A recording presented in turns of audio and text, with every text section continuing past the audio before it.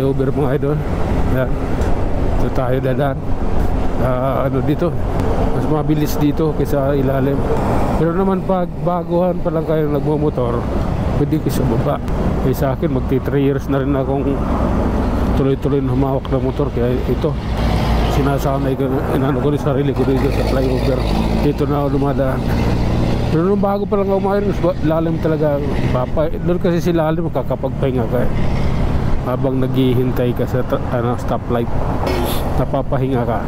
Dito sa ibabaw, makakapahinga ka lang dito pag traffic. Kasi siyempre hihinto. Pero pag ano talaga, tuloy-tuloy takbo dito pag wala siyang traffic. Diretso yung takbo. Okay, ito na, nakababa na tayo ng flyover. Tuloy-tuloy lang tayo mga idol, papuntang Makati. Ano pa man ang mangyari, mag-iingat tayo sa daan. Laging mag-iingat sa daan. Okay, yan lang yung tanging puhunan natin mga idol, ang mag-ingat. Okay, bibilis nila mga idol. Yung ako 40 na yung takbo ko eh.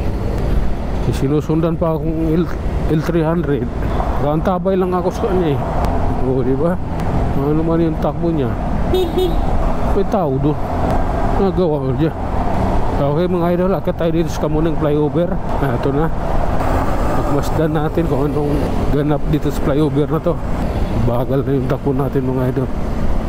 30 na lang. Walang traffic ko mga idol. Diretso sila oh. O diba, diretso. Okay, lalay lang. Kailangan natin mag-ingat. Ako lang yung na tira isang motor dito.